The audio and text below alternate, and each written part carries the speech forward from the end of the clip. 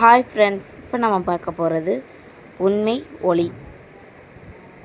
ஒரு ஊரில் ஜென்னு ஒருவர் மாணவர்களுக்கு பாடம் கற்று கொண்டிருந்தார். அப்போது குழந்தைகள், உண்மை ஒளி என்பதை பற்றி இன்று அறிந்து கொள்ளப் போகிறோம் என்றார் குரு. அறிந்து கொள்ள ஆர்வமாக உள்ளம் ஐயான எல்லாரும் சொன்னார்கள். பிறப்பின் அடிப்படையில் எல்லா உயிரும் ஒன்றே. பசி, தாகம், தூக்கம் ஆகிய எல்லா உயிரினங்களுக்கும் உண்டு. மேலும் இரவும் பகலும் மாறி மாறி வரும் போல வாழ்வில் இன்பம் துன்பம் மாறி மாறி வரும். இப்பொழுது உங்களை ஒரு கேள்வி கேட்கட்டுமா அப்படின்னு ஜென் குரு சொல்றார். இருள் கலைந்து வெளிச்சம் வந்துவிட்டது என்பதை எந்த நொடியில் நீங்கள் அறிவீர்கள் அப்படின்னு ஜென் குரு கேட்கிறார். அதுக்கு ஆசிரியர் கூட்டத்தில் உள்ள ஒரு பையன், தொலைவில் நிற்கும் விலங்கு குதிரையா கழுதையா என்பதை அடையாளம் காண முடியும் நொடியில் வெளிச்சம் வந்துவிட்டதை நான் அறிவேன் ஐயா அப்படிங்கிறாரு. வந்தது இல்லை, வேறையாவது கூறுங்கள் பார்ப்போம். அந்த பையன் தவறாக சொல்லிவிட்டான். அதனால் குரு வேற யாரையாவது கூறுங்கள்ங்கிறான். அப்போ இன்னொரு பையன், தூரத்தில் இருக்கும் மரம் ஆலமரமா அரச மரமா என்பதை அடையாளம் காணக்கூடிய நேரத்தில் ஆகலாம்ங்கிறான். இல்லை, வேற யாராவது சொல்லுங்கள். எங்களுக்கு தெரியவில்லை ஐயா, தாங்களே கூறிவிடுங்க அப்படிங்கிறாங்க. ஒரு மனிதனை காணும்போது இவர் என் உடலை பிரிந்தவர் என்னும் எப்போது நீங்கள் உணர்வீர்களா, அப்போதுதான் உண்மையான ஒளி உங்களுக்கு ஏற்படுகிறது என்பது பொருள். இரவும் பகலும் வெறும் கால வேறுபாடுகள்தான். உண்மையான ஒளி உள்ளத்தில் உள்ளே ஏற்பட வேண்டிய என்பதை நாங்கள் புரிந்து கொண்டோம் ஐயான்னு பசங்களாம் சொல்கிறாங்க.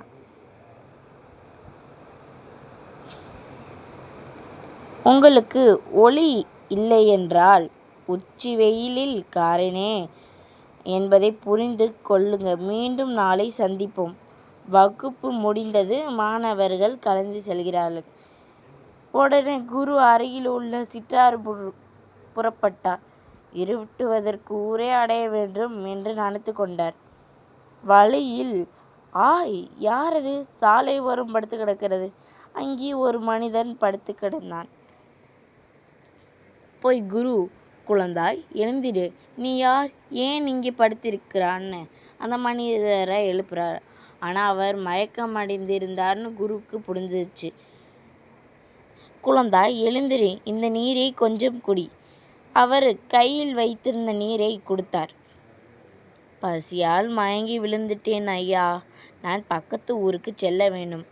அப்படியா, சரி, என்னிடம் குதிரை இருக்கு, நான் உன்னை அழைத்துச் செல்கிறேன். மெதுவாக ஏற்பா, பார்த்து உட்காரு. என்னது இது? இவன் திருடன் போல இருக்கிறது. என் குதிரையை திருடவே இப்படி நடித்திருக்கிறான். இங்கு எப்படியாவது ஒரு குதிரையை வாங்கி கொண்டிருந்தான் ஊருக்கு திரும்ப வேண்டும். அதோ அங்கு நிற்பது என்னுடைய குதிரை போல. சந்தைக்கு குரு வந்துட்டாரு. அங்கே அந்த திருடனை பார்க்குறாரு. அங்கே அவர்கிட்ட குதிரை அந்த பையன் ஏமாற்றி போன பையனும் வச்சுருக்காரு. குழந்தாய், நீங்களான்னு அப்படியே ஒரு ஆச்சரியத்தில் பார்க்குறான். யாரிடமும் சொல்லாதே அப்படிங்கிறாங்க. இவனும் ஒன்றும் புரியாமல் எது அப்படின்னு கேட்குறான். குரு சொல்கிறாரு, குதிரையே நீனே வைத்துக்கொள், ஆனால் இது உனக்கு எப்படி கிடைத்தது என்று யாரிடமும் சொல்லாதே அப்படிங்கிறாரு. இவர் ஏமாந்தது யாருக்காவது தெரிந்தால் அவமானம் என்று நினைக்கிறார் போல அப்படின்னு இந்த மனிதன் நினைத்து கொண்டிருந்தான். அப்போது நீ நினைப்பது எனக்கு புரிகிறது குழந்தாய். ஆனால் நான் ஏமாந்தது போனது தெரிந்தா எதிர்காலத்தில் உண்மையிலே யாராவது சாலையில் மயங்கி கிடந்தால் கூட அவருக்கு யாரும் முன்னேற வரமாட்டார்கள். புரிகிறதா? குறுகிய தன்னாலத்துக்காக நல்ல கோட்பாடுகளை அழித்து விடக்கூடாது. இதை நீ தெரிந்து கொள். குருவின் பெருந்தன்மையை உணர்ந்து அவன் வெட்டி தலை குனிந்தான். நன்றி, வணக்கம். லைக் பண்ணுங்க.